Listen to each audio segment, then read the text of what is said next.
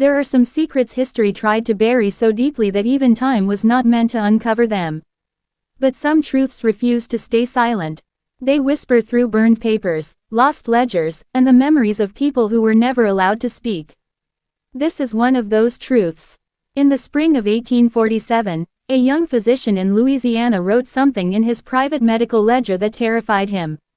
Not because it broke medical law, not because it was illegal, but because it should not have been possible.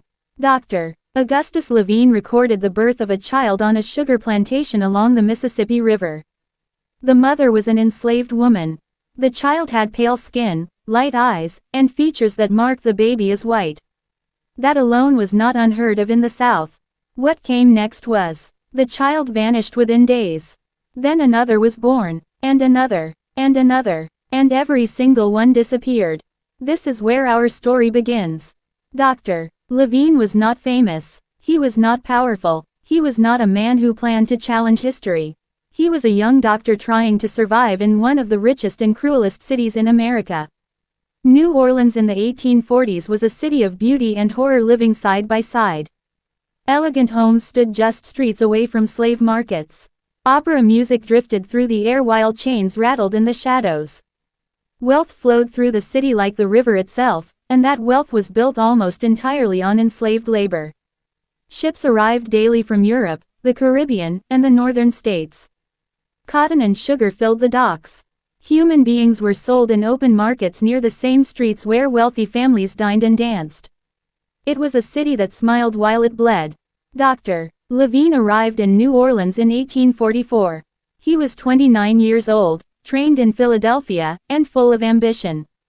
He believed that skill and education would earn him success. He was wrong. The established medical families already controlled the city. They treated the wealthy Creole elite and had no interest in sharing their influence. Levine was an outsider, a newcomer, a man without connections. So he accepted the work no one else wanted. Plantation medicine. The sugar plantations upriver in St. Charles Parish needed doctors. Not for kindness, for profit. Enslaved workers were valuable property. A sick laborer meant lost money. Injuries needed treatment. Women needed to give birth. Children needed to survive long enough to work. Levine began traveling from plantation to plantation. The Dufour plantation, the Heidel estate, the Fortier holdings, names spoken with pride among planters and fear among the enslaved. He kept careful notes. Every visit, every illness, every birth. His training taught him that records mattered. That patterns revealed truth. He did not yet understand that some patterns were never meant to be recorded. Sugar plantations were brutal places. Worse than cotton. The harvest season demanded endless labor. Day and night, heat so intense that men collapsed where they stood. Machines that crushed hands and arms without mercy. Boiling vats that burned flesh in seconds. The plantation houses sat high and beautiful, overlooking fields of suffering. Their owners believed themselves refined men. Educated, moral. They told themselves slavery was necessary. That it was ordered by nature. They also knew that control was everything. Any threat to that control was dangerous. On his first year making rounds, Levine noticed something strange. Enslaved women on different plantations were giving birth to children who looked nothing like them. These babies had light hair, pale skin, blue or gray eyes. The mothers were frightened, not surprised, just afraid. They whispered that the children would not stay. Within days of birth, overseers arrived. Sometimes in the middle of the night. The babies were taken. No records were made. No explanations were given. Levine assumed at first that the infants were being sold quietly or removed to avoid scandal. Planters did not want proof of their crimes walking around the quarters. But the scale of it disturbed him. Over 18 months, Levine delivered 47 such children across 7 plantations. 47. Every one vanished. No graves. No death records. No sales documents. Just absence. When Levine asked questions, he was warned gently at first. Plantation managers told him not to concern himself with matters beyond his duties. Overseers watched him more closely. Conversations stopped when he entered rooms. He began to feel it. The invisible pressure. The sense that he was walking near something forbidden. Then he made his mistake. Levine attempted to report his findings to parish authorities. He believed in order, in law, in reason. He believed that if something was wrong, someone in power would want to know. Instead, he was dismissed. Politely, coldly. His services were no longer required in St. Charles Parish. 3 weeks later, his body was pulled from the Mississippi River. The official report said accident. Drowning. No signs of struggle. His ledger was gone. But the births did not stop. They continued for years, spreading beyond St. Charles Parish, appearing on plantations across Louisiana. Hundreds of children born and erased before they could be named. A system was at work. Silent, organized, protected, and no one spoke of it. For decades, the story remained buried. Until a fire destroyed a plantation house. Until a woman facing death finally confessed. Until a ledger that should never have survived resurfaced in the ashes of history. But to understand what happened to those children, we must first understand the world that allowed it. A world where enslaved women had no control over their bodies. Where white men faced no consequences. Where a child's skin color decided their fate before their first breath. New Orleans did not just trade in sugar and cotton. It traded in silence. And silence, in this story, is where the real horror lives. Part 2. The child who should not exist. Some lies are kept alive because too many people depend on them. And sometimes, the truth appears in the form of a child who should not exist. On the plantations along the Mississippi River, light-skinned children had always been present. They served food in the big houses, poured wine at the master's table, and stood silently behind chairs during dinner. Everyone saw them. No one talked about them. The white families told themselves a comforting story. These children were the result of relationships between enslaved people. That was the official fiction. Even when the child had the same eyes as the plantation owner. Even when his smile mirrored the master's son. But in the mid-1840s, something changed. The children being born were not light-skinned. They were white, and they were vanishing. Dr. Augustus Levine did not understand this at first. He only knew that something felt wrong. Something that made his chest tighten every time he opened his ledger. In March of 1846, Levine was pulled from his sleep by frantic knocking. A young enslaved boy stood outside his boarding house in New Orleans, gasping for breath. He had run 3 miles in the dark. A woman was in labor on the Dufour plantation. The midwife could not help her. The baby was stuck. Levine gathered his medical bag and rode out before dawn. The road followed the Mississippi River, quiet and endless. Live oaks arched overhead, their branches heavy with Spanish moss that swayed like hanging ghosts. The air smelled of damp earth and sugar, sweet and rotting at the same time. Lights glowed in plantation houses along the river, each one a small kingdom watching over fields of enslaved laborers who would soon rise to work. At the Dufour plantation, the main house slept in darkness. The quarters did not. An elderly enslaved woman named Ruth met Levine at the cabin door. She had delivered hundreds of babies in her lifetime. Her back was bent, her hands twisted with age, but her eyes were sharp. "She has been laboring since yesterday afternoon," Ruth said softly. "The baby is positioned wrong. I cannot turn it." Inside the cabin, the heat was overwhelming. A fire burned despite the cool March air. Water simmered in a pot. The woman in labor, Celeste, lay on a narrow bed, her body stiff with pain. Sweat soaked her clothes. Her hands trembled. Celeste was 22 years old. She had been born on the plantation. This was her first child. Levine examined her quickly. The baby was breech. Turning it would be dangerous. He hesitated only a moment before beginning. For 2 hours, he worked carefully, guided by Ruth's steady hands. Celeste bit down on a leather strap to keep from screaming. Outside, the plantation slept. The overseer came once, glanced inside, then left. The plantation owner never appeared. The birth of an enslaved child did not concern him. Just after midnight, Levine succeeded. The baby was born healthy, crying loudly, strong and alive. Relief washed over him. Then he cleaned the infant. And everything changed. The child was pale, not light brown, not mixed, pale like cream. Her skin held no trace of African ancestry. Her hair was fine, her nose narrow, Her lips thin. Her eyes, unfocused now, would be blue. Levine felt cold. He looked from the child to Celeste. Celeste stared at the ceiling. Her face showed no joy. No surprise. Only exhaustion and something deeper. Fear, or resignation. The father, Levine asked quietly. Celeste said nothing. Ruth shook her head without looking up. Do not ask. Levine recorded the birth carefully. He wrote the time, the difficulty, the health of mother and child. Then he added a note he could not explain. Female infant delivered to Celeste. Property of J. Dufour. Healthy. Unusual presentation. Child appears white in complexion and features. Father unknown. As he rode back to New Orleans at sunrise, the baby's face stayed with him. If he had seen that child in a white woman's arms, he would never have questioned it. 3 days later, Levine returned to check on Celeste.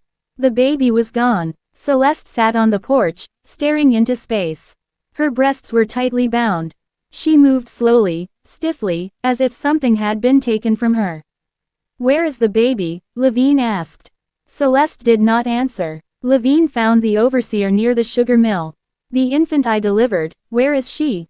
Died in the night, the overseer said without looking up. Weak constitution. Buried already. Died of what? Weak constitution. Happens all the time. Levine felt his stomach tighten. That child had been healthy. Strong lungs. Good color. Normal reflexes. I would like to examine the body, Levine said. The overseer looked at him then. His eyes were cold. No point. You were paid. That is all that concerns you. Levine returned to New Orleans troubled. He wrote the death in his ledger. But he did not believe it. 2 months later, it happened again. On the Hadel plantation, a woman named Josephine delivered a boy. Pale, light-eyed, perfectly white. The same story followed. Healthy birth, quiet removal, no body, no grave. By the end of the year, Levine had seen 6 such children on different plantations. Different mothers. Same result. The women never cried when the babies were taken. They already knew. Whispers began to reach Levine. Quiet words exchanged when overseers were not listening. The children were not dying. They were being claimed. But by whom, and for what purpose, no one would say. Levine began to realize something terrifying. This was not random. This was organized. And the deeper he recorded it, the more dangerous his ledger became. Because in a world built on slavery, the existence of white children born to enslaved women was more than a scandal. It was proof. Proof that the system was a lie. And someone was making sure that proof disappeared. Part 3. The ledger that made him dangerous. There comes a moment in every dark story when someone realizes the truth is not just hidden. It is protected. And anyone who gets too close becomes a problem that must be removed. For Dr. Augustus Levine, that moment came on a humid night when a mother refused to look at her newborn child and begged him to write it down so the world would remember she had existed. That plea changed everything. The night Josephine gave birth, thunder rolled across the sky like distant cannon fire. Rain hammered the cabin roof, and the air felt heavy, as if the storm itself was pressing down on the room. Josephine screamed through her labor with a raw fury that unsettled Levine. This was not the cry of fear alone. It was the sound of a woman who knew something terrible was coming. Josephine was older than the others. Around 30. This was her 4th child. During an examination earlier that evening, she spoke calmly about her other children. 3 of them, all darker-skinned, all sold away over the years. She said it the way one might say the weather was hot. A fact, a wound long past bleeding. When the child was born, Josephine did not look. She turned her face to the wall and began to weep without sound. The infant was a boy. Pale, completely white, perfectly formed and healthy. Josephine, Levine said gently, your son is strong. He is breathing well. Take it away, she whispered. Just take it away. Ruth wrapped the child tightly and handed him to the overseer waiting outside the cabin. The man took the baby without a word and vanished into the rain. Levine stood frozen, his medical bag still in his hand. He had seen grief before. He had seen mothers cling to children they knew would be sold. He had seen despair, but this was something else. This was fear mixed with certainty. He wrote the birth into his ledger that night. Male infant delivered to Josephine. Property of a Heidel. Healthy. Unusual presentation. Child appears white in complexion and features.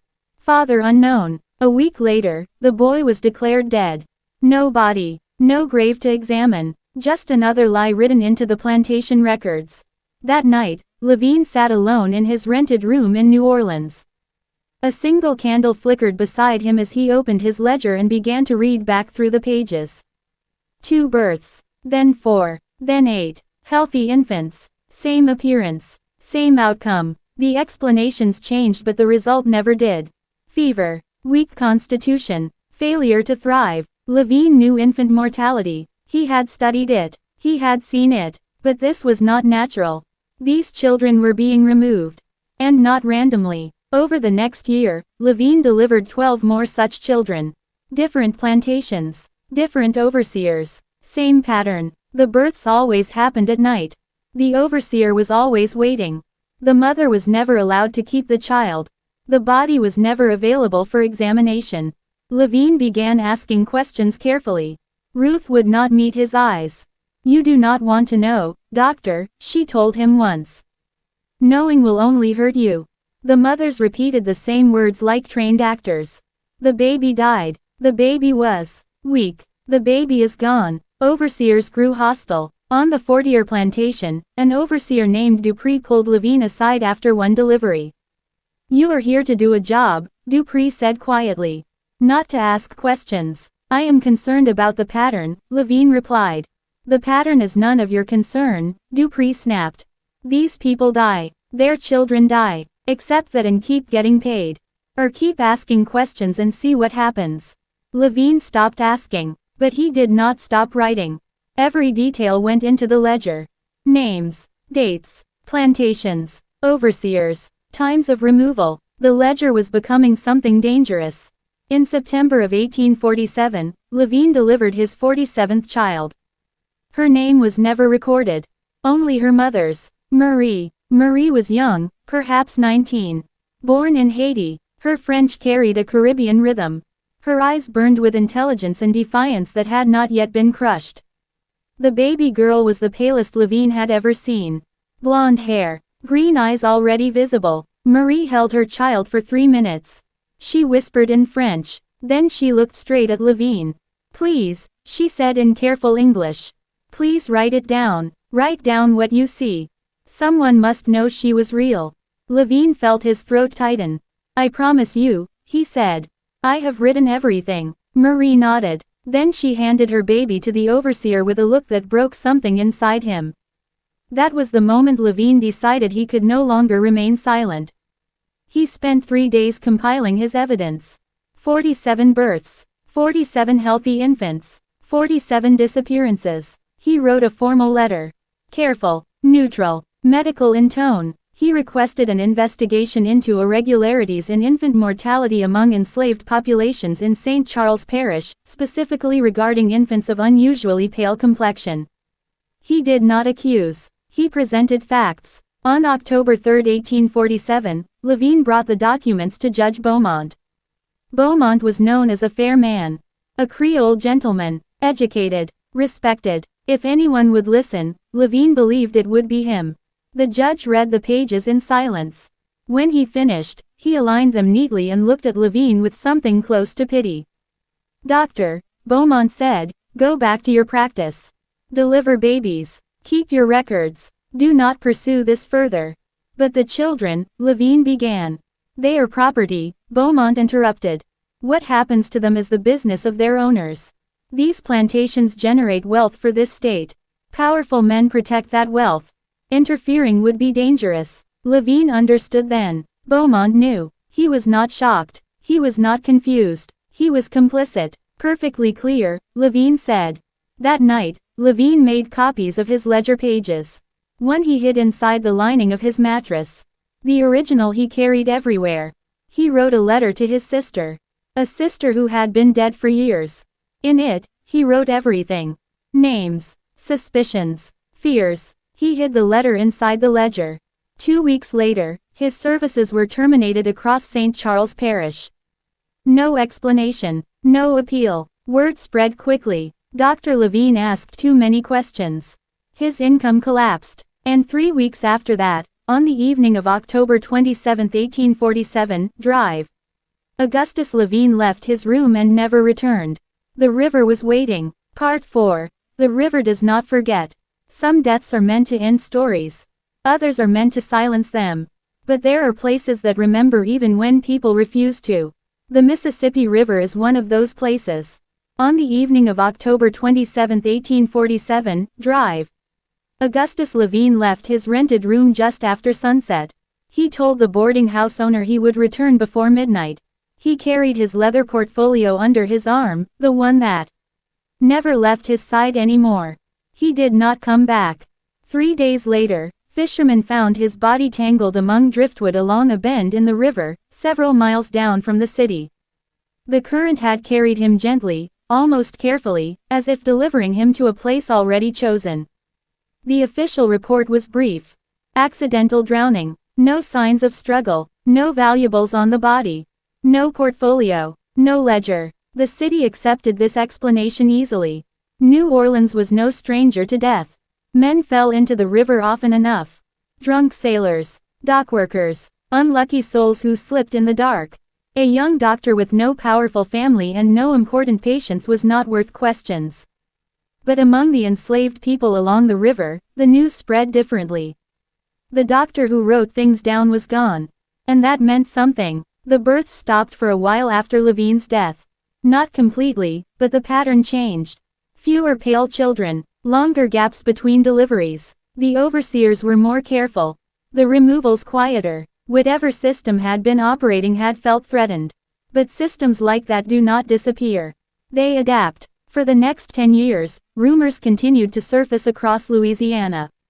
Stories whispered in quarters and kitchens. Stories of babies taken at night.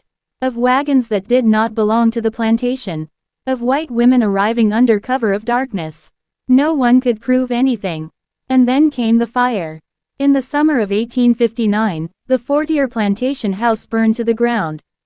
The fire started late at night, possibly from a knocked-over lamp. By the time anyone noticed, the house was already lost. Most of the family survived. Most of the records did not.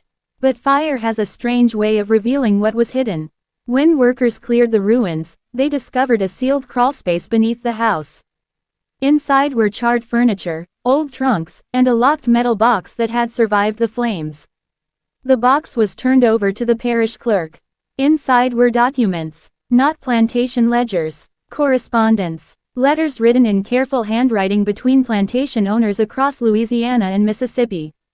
Letters discussing arrangements, transfers, compensation, and children. The letters never used the word baby. They used terms like acid and placement and delivery. One phrase appeared again and again. Suitable households. The clerk did not understand what he was reading. He forwarded the box to the parish archives in New Orleans, where it was quietly catalogued and forgotten. Until a woman named Eliza Moreau asked to see it. Eliza was a free woman of color.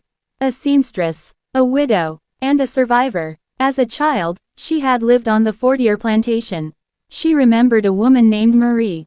She remembered the night Marie's baby was taken. And she remembered something else.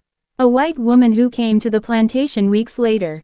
Dressed plainly. Traveling with a man who was not her husband. Eliza had been sent to the big house to mend curtains. She saw the woman holding a baby with blonde hair and green eyes. A baby that looked exactly like Marie's child. When Eliza asked an older servant who the woman was, she was slapped and told never to speak of it again. Years later, when the Fortier house burned, Eliza felt something loosen inside her. She went to the archives and asked to see the recovered documents. What she read confirmed what she had always feared.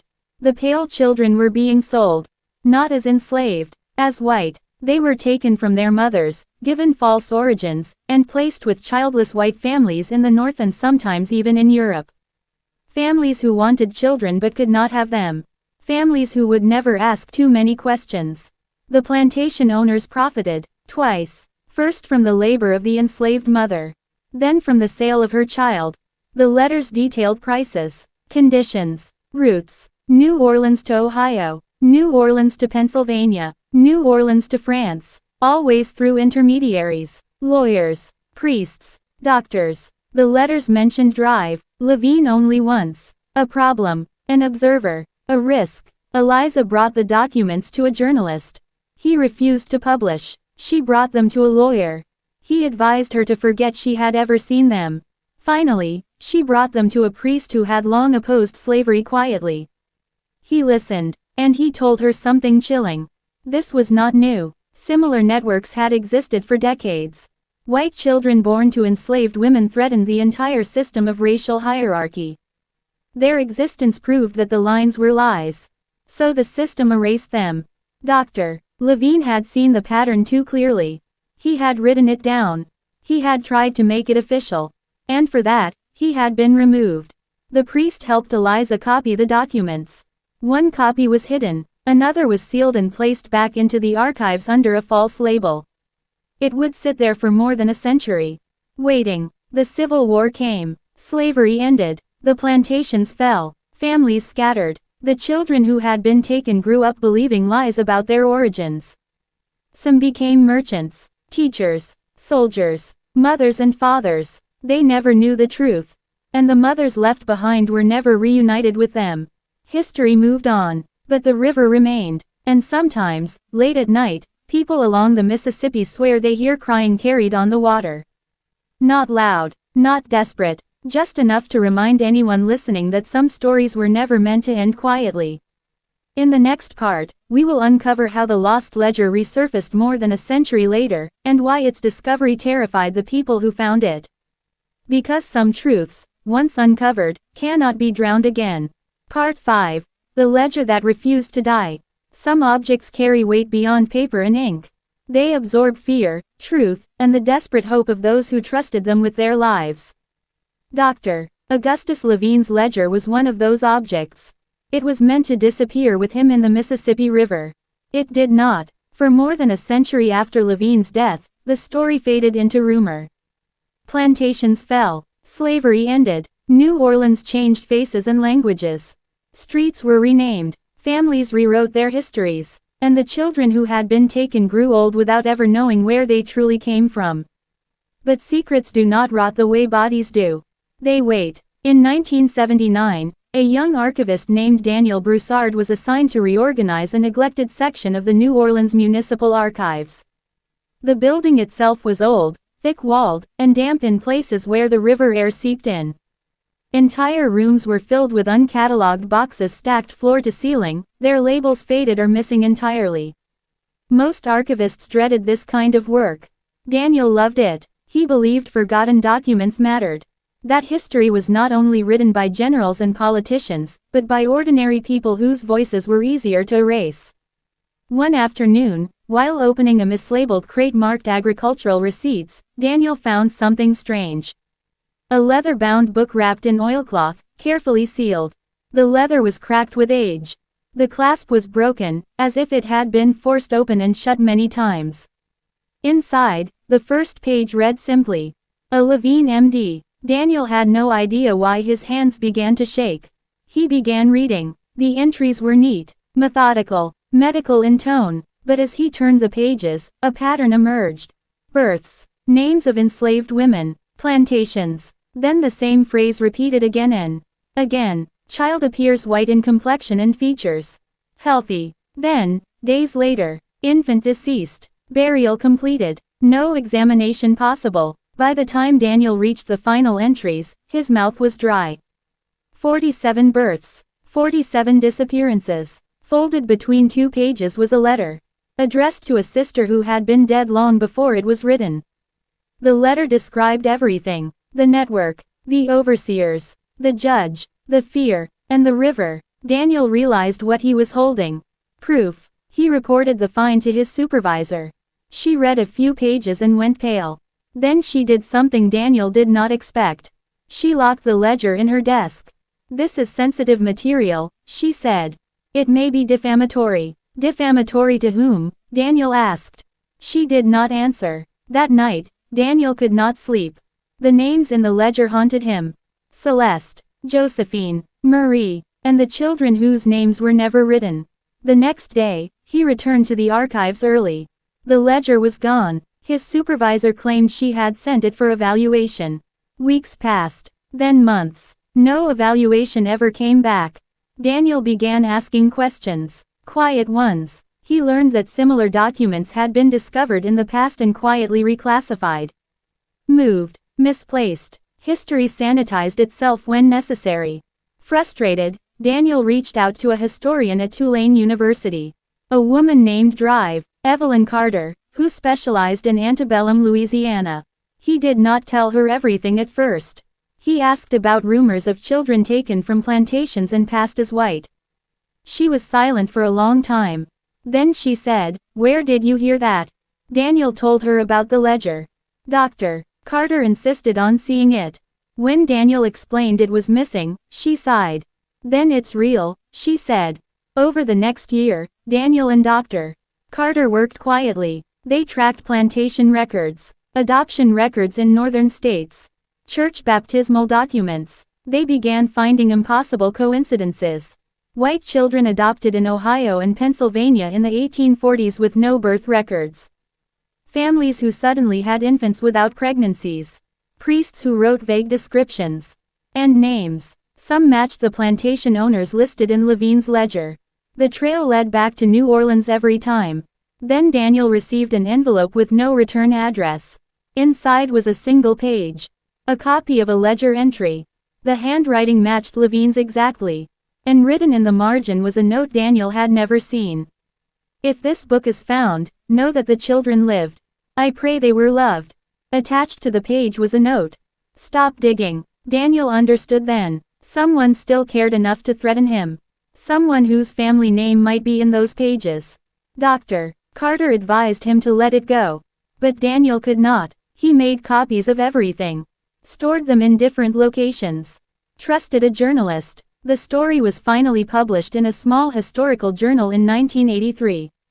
It did not make national headlines. It was too disturbing, too complex. But it reached the right people. Descendants. Letters began arriving. From people who had always felt something was wrong. People whose grandparents never spoke of their origins.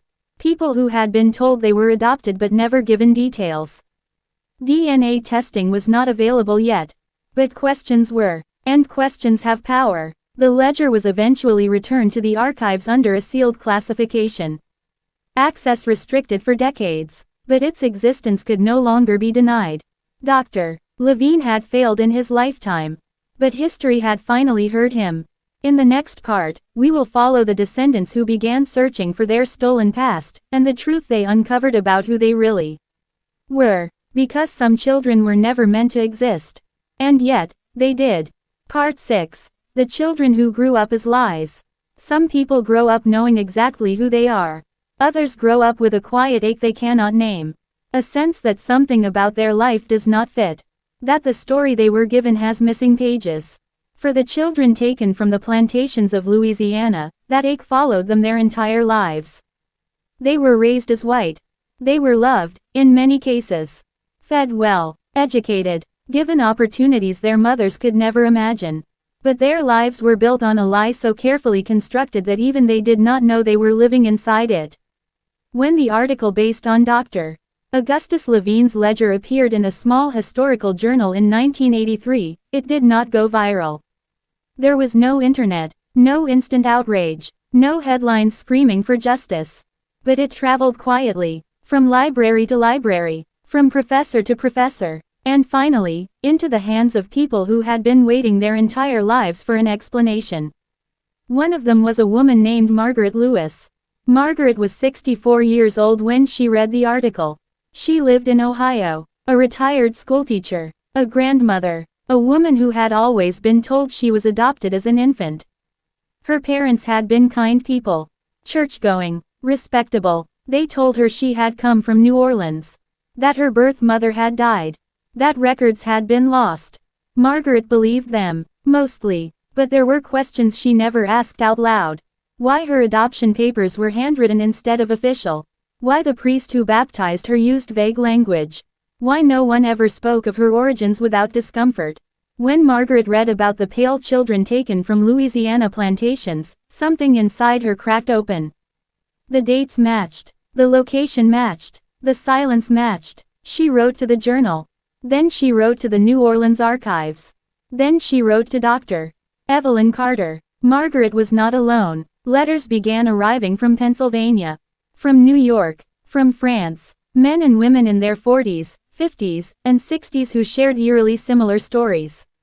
Adopted suddenly. No birth records. Parents who discouraged questions. Some had been told they were orphans of immigrants.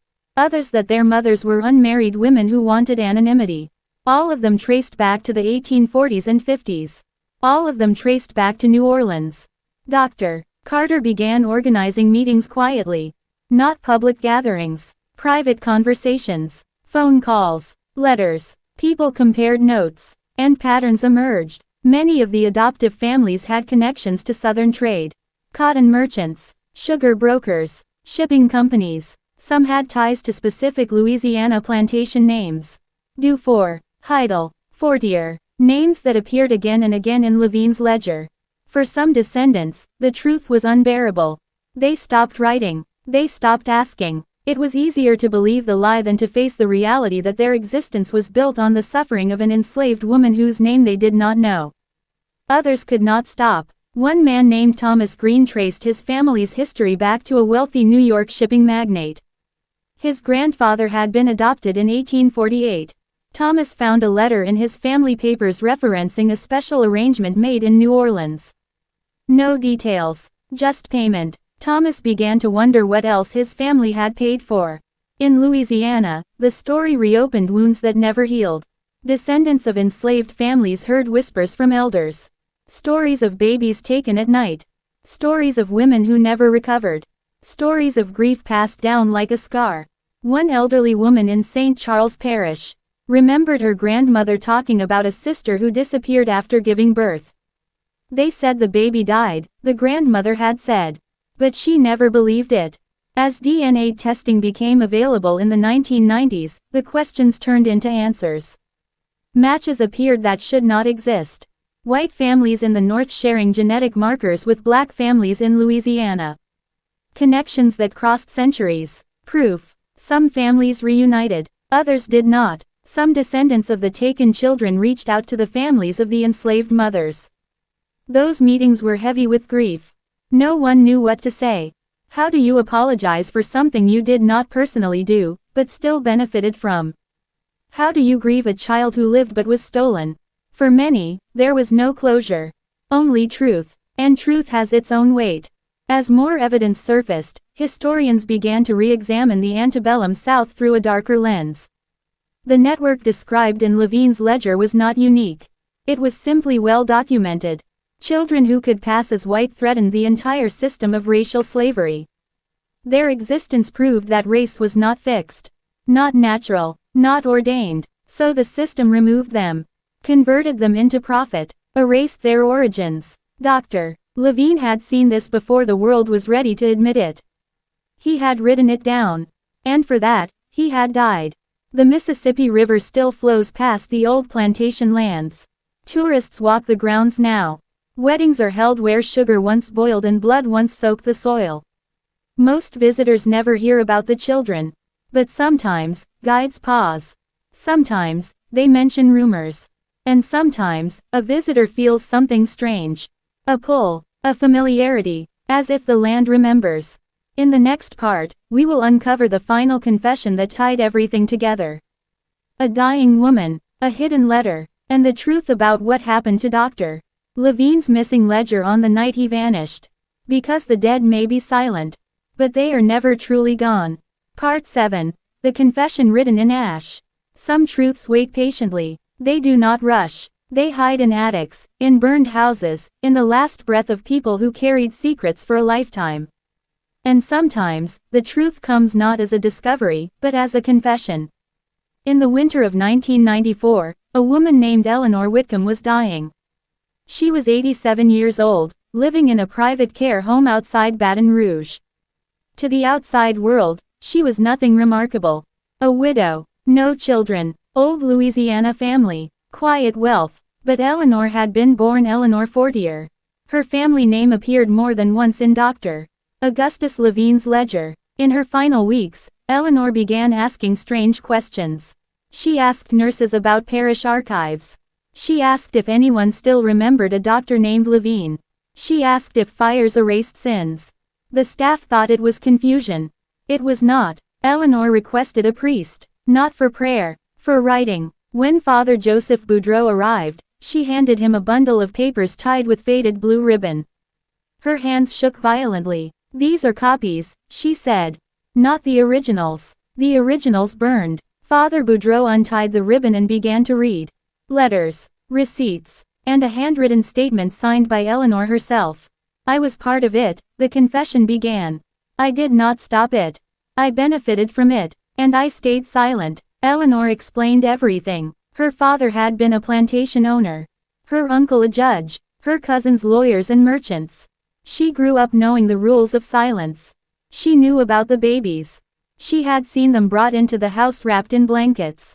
She had been told they were relatives, children, or servants' children, or charity cases. But she had eyes. She knew they were taken from enslaved women. She knew they were sold. And she knew about Dr. Levine. He had frightened them, not because he was powerful, because he was honest. Her father had attended meetings where Levine's name was discussed, where words like risk and exposure were used. The ledger was the problem. The river was the solution. Eleanor wrote that the night Levine disappeared, his ledger did not go into the Mississippi. It went into a house. Specifically, the Fortier house. An overseer had taken it, delivered it. Payment was made. The ledger was read, copied, stripped of anything useful, and then hidden. Years later, when the house burned, Eleanor believed it had been destroyed. But she had been wrong. Before the fire, her mother had removed several documents and hidden them in a metal box beneath the floorboards. Those documents became the copies Eleanor now handed to the priest. Father Boudreau listened without interruption as Eleanor spoke for hours. Her voice was weak, but her mind was sharp. "Why now?" he asked. "Because I am tired," Eleanor said. "And because I hear them." She claimed she dreamed of women standing at the foot of her bed. Silent, watching, mothers. When she finished, she made Father Boudreau promise two things. That he would give the documents to historians. And that he would say drive Levine's name out loud, so he would not be forgotten. Eleanor died 3 days later. Father Boudreau kept his word.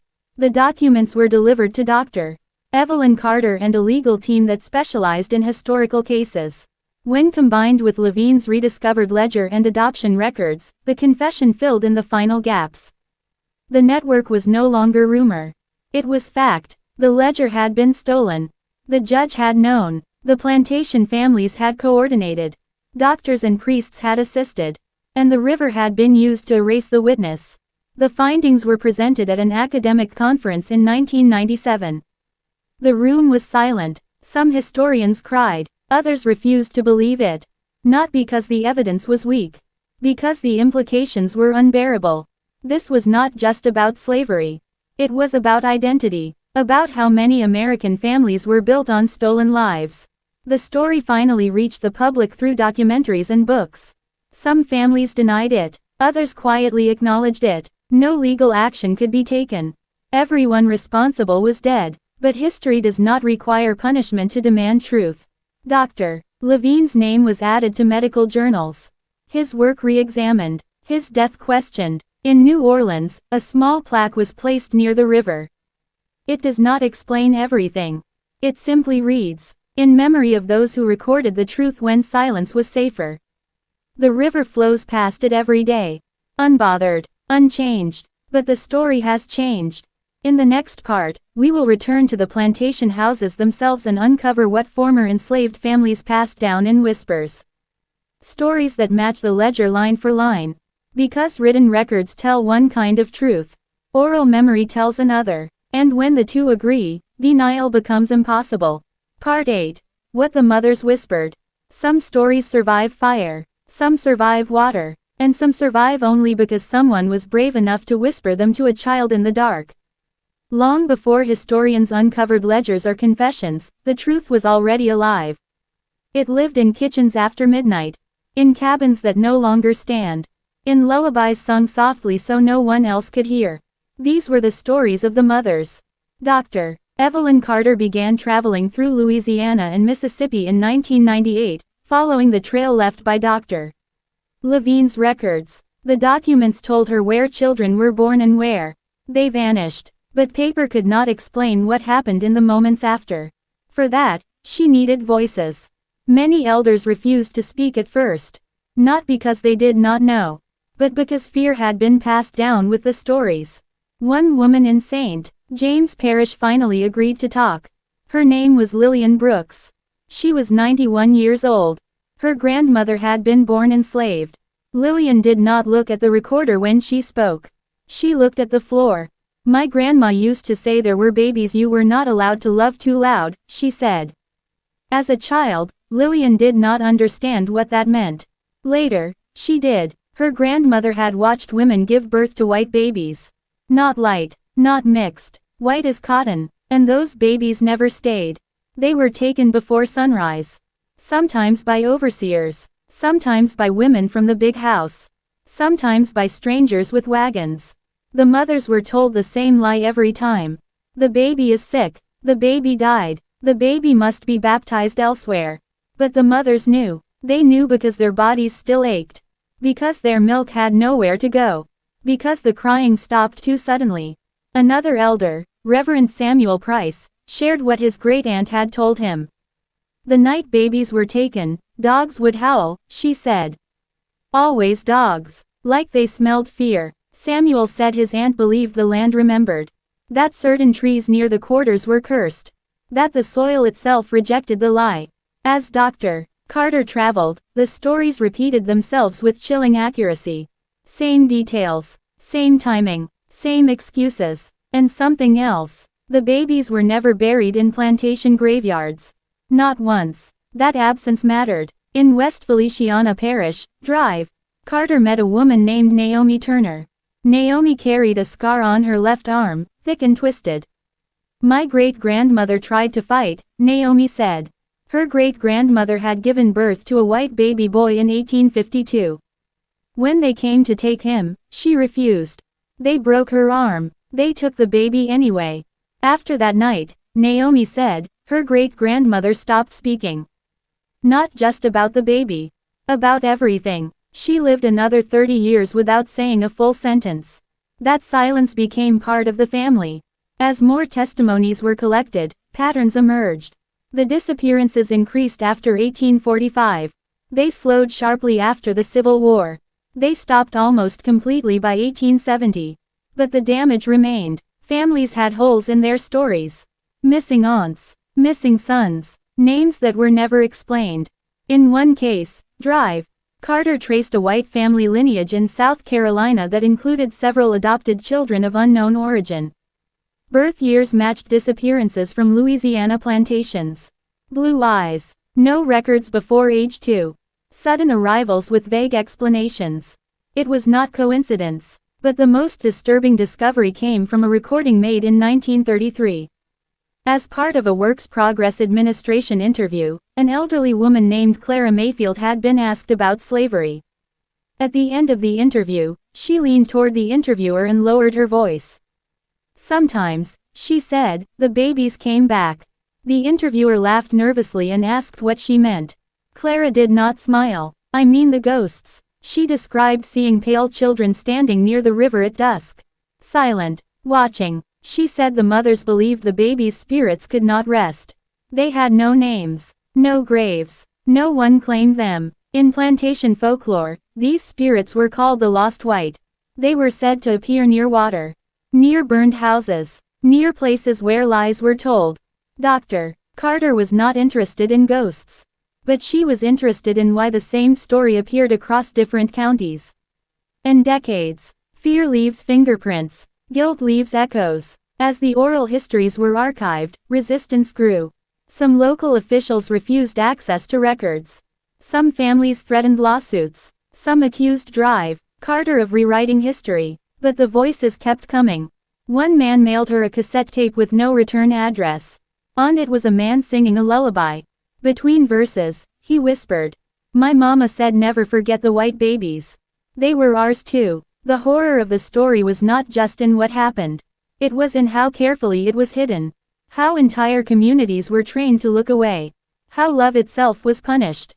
In plantation records, enslaved women were listed as breeders, as property, but in whispered memory, they were mothers.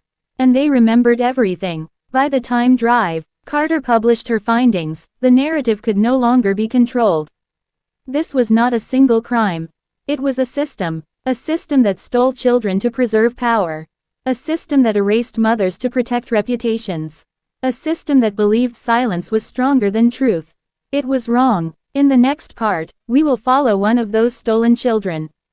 A boy who grew up white, lived as white, and died without ever knowing why he dreamed of chains and river water. Because history does not end with disappearance. Sometimes, it continues inside the people who were never told who they really were. Part 9. The child who grew up white. He spent his whole life feeling like a ghost in his own skin. Before he ever knew the truth, before records or whispers or old stories reached him, the boy already felt wrong. Not sinful, not broken, just misplaced, as if he had been set down in the wrong world by mistake. His name was Thomas Avery Whitcomb. He was born, according to family records, in 1847. The place of birth was listed simply as Louisiana. No parish, no doctor, no mother's name. That alone was unusual. Thomas was raised on a quiet plantation turned country estate in South Carolina. His adoptive parents were respected, wealthy, childless until Thomas arrived at their doorstep when he was almost 2 years old. They told neighbors the child belonged to a distant cousin who had died suddenly. No one questioned it. Thomas had light hair, pale skin, and green eyes. He fit perfectly into white society. He was educated. He learned Latin and Greek. He read poetry. He attended church every Sunday. But at night, the dreams came. He dreamed of heat and darkness. Of rough wooden walls. Of women crying softly so no one would hear. Of a voice singing in a language he did not understand, but somehow knew by heart. He dreamed of being taken. Hands pulling him away. A scream cut short. A door closing. He woke up soaked in sweat, heart pounding, with the taste of milk and salt still in his mouth. As a child, Thomas tried to tell his mother. She told him dreams meant nothing. As a young man, he tried to pray them away. They only grew stronger. By the time he was 30, Thomas had begun to avoid mirrors. Something about his reflection unsettled him. He felt watched by his own eyes, as if they belonged to someone else. During the Civil War, Thomas served as a clerk. He never fought. He could not explain why the sound of chains terrified him more than gunfire. After the war, as the South struggled to rebuild, Thomas inherited his parents' estate. He was kind to the freed people who worked his land. He paid wages. He allowed education. He did things his neighbors whispered about. But kindness did not quiet the dreams. In 1872, Thomas traveled to Louisiana for the first time. He did not know why he chose that destination. He told himself it was business. Curiosity. A need to see the place listed on his birth record. The moment he stepped onto the docks of New Orleans, something inside him shifted. The air felt heavy, familiar. He walked through neighborhoods he had never seen and felt a strange sense of recognition. He passed women who looked at him twice, their expressions unreadable. One elderly woman crossed herself when she saw him. That night, Thomas dreamed more clearly than ever before. He saw a woman's face. Dark skin, tear-filled eyes. She whispered a word over and over. Mon fils, my son. When he woke, Thomas was shaking. The next day, he began searching records. Church registries, adoption papers, estate documents. Most led nowhere. Then, by chance, he found a name. Josephine. It appeared once, scribbled in the margin of an old plantation ledger he was allowed to view while researching property transfers. Next to it was a note. Male infant delivered. Unusual presentation. The handwriting was neat, careful. The ink faded. Thomas felt dizzy. He copied the page. Over the next weeks, he uncovered more fragments. References to Dr. Levine. Notes about infants listed as deceased without burial sites. Mentions of overseers transporting unnamed property. Property. The word burned. Thomas realized the truth slowly, like a blade pressing deeper with each breath. He had not been adopted. He had been taken. His mother had not died. She had been silenced. Everything he had was built on a lie soaked in cruelty. The horror was not just what had been done to him. It was what had been done to her. Thomas never learned Josephine's full fate. He never found her grave. But he learned enough to know she had lived, suffered, and lost him. That knowledge changed him forever. He returned to South Carolina a different man. He began funding schools for black children. He paid for church buildings. He supported families searching for lost relatives. Quietly, always quietly. He never spoke publicly of what he had learned. He knew the danger. But he wrote. He wrote everything in a private journal. His dreams. His findings. His guilt. He wrote one line over and over. I was stolen. In 1889, Thomas Avery Whitcomb died suddenly at the age of 42. No illness. No warning. His doctor listed the cause as heart failure. But those who knew him said his heart had been breaking for years. When his estate was settled, a locked chest was found in his study. Inside were journals, maps, copies of ledgers, and a letter. The letter was addressed simply, to whoever needs to know. In it, Thomas wrote the truth of his life. He named plantations. He named overseers. He named doctors and judges. He apologized to the mother he could never find. He asked forgiveness from a people he had lived among as one of their oppressors without knowing. The family buried the chest. They told no one. The journals remained hidden for more than a century. Until Drive, Evelyn Carter opened them with shaking hands. Thomas was not the only one. He was just the one who left proof. In the final part, we will see what happens when buried truths refuse to stay buried. When the past reaches forward. And when a nation is forced to look at the children it tried to erase. Because history does not forget. It waits. Part 10. The ledger that refused to die. Some secrets are buried so deep that even fire cannot touch them. Some truths hide for generations, waiting for someone brave enough to find them. And some horrors refuse to stay hidden, no matter how much power tries to erase them. The story of Dr. Augustus Levine and the children who were never meant to exist did not end with the ledger's disappearance or the stolen infants. It ended when the ledger, long thought lost, surfaced in a place no one expected, a charred archive in New Orleans. Decades after the city had changed, decades after slavery had been abolished. The fire had destroyed nearly everything in the municipal archives. Smoke-stained papers curled in blackened heaps, ink running in strange patterns like rivers of memory. But Levine's ledger had survived. Someone had hidden it beneath floorboards, perhaps knowing that truth had a way of surviving even when its witnesses did not. By the time Drive, Evelyn Carter discovered it in 1998, it was brittle, almost disintegrating to touch. But every entry was intact. Every line, every detail of the 47 children, the plantations, the mothers, and the overseers remained. The ledger told a story that no official record ever had, a story of a system built not just on property and profit, but on deliberate secrecy, fear, and the theft of life. Carter spent months transcribing the ledger, cross-referencing it with plantation maps, church records, and oral histories. Each entry told the same story: children born pale, healthy, with features impossible for their known ancestry, taken immediately, and never seen again. Notes in the margins suggested suspicion, fear, and sometimes hope that someone, someday, would understand what had happened. The ledger revealed more than just the births.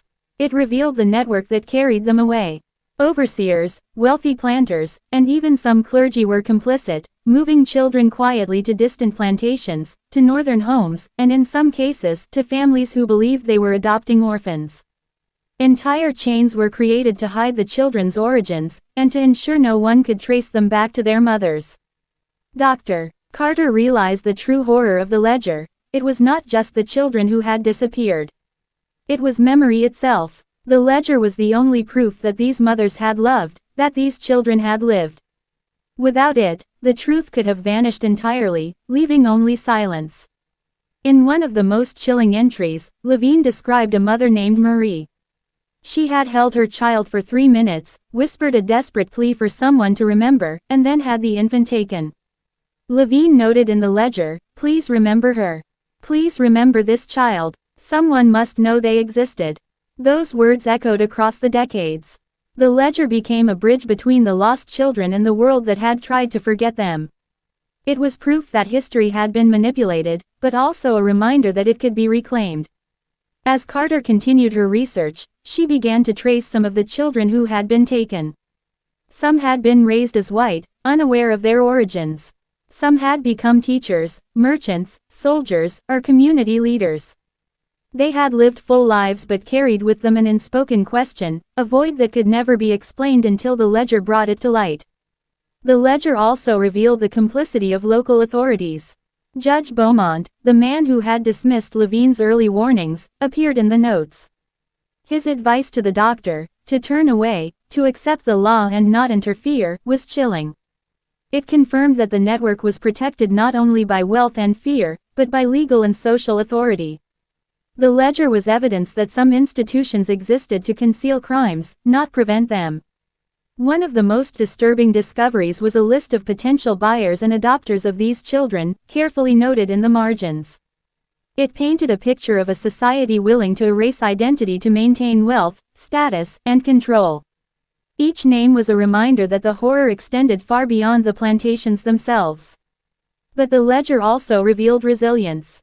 The mothers' names were recorded alongside each child. They had not been erased entirely. Their existence, their grief, their courage to survive was preserved on every page. Levine's careful documentation became their voice, their witness, their defiance against a system that sought to silence them. By the time Carter published her findings, the story had spread across academic circles and into public awareness. The horror of what had been done, the meticulous nature of the child thefts, and the bravery of Dr. Levine's record-keeping sparked outrage.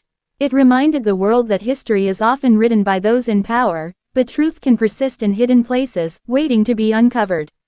The final pages of the ledger were the most haunting. Levine had written reflections on what he had seen, questions he could not answer, and fears that someone would retaliate. He noted that despite the risk, he felt compelled to document every birth, every disappearance. "If no one remembers, they never existed," he wrote. "I will remember. I must remember." That line, simple yet profound, became the guiding principle for Carter's work. She dedicated herself to telling the stories of the mothers, the children, and the ledger itself. She interviewed descendants, visited plantation sites, and collected oral histories that had survived in whispers. Every story confirmed what Levine had feared, and what Carter knew: the children had lived, even if society tried to erase them. The ledger, fragile and yellowed, was finally archived in a place where it could be studied, preserved, and remembered. It was a testament to the power of documentation, the persistence of truth, and the importance of memory. It ensured that the horror of stolen children could never be denied, and that the mothers who had lost everything would not vanish into history. In the end, the story is not just about horror. It is about witness, about survival, about the courage of one man who refused to look away, and the strength of countless women whose whispers finally became voices. The ledger proved that even when the world seems determined to forget, truth finds a way to survive. History does not end with disappearance. It waits for someone to open the pages, read the words, and finally say, "You existed. You mattered. You were real." If this story moved you, make sure to hit that subscribe button so you never miss another dark historical mystery. Share this video with friends who love uncovering hidden truths and leave a comment below telling us where you are watching from. We want to hear your voice as we continue exploring the secrets history tried to bury. The ledger is proof that memory is power. And sometimes, remembering is the bravest act of all.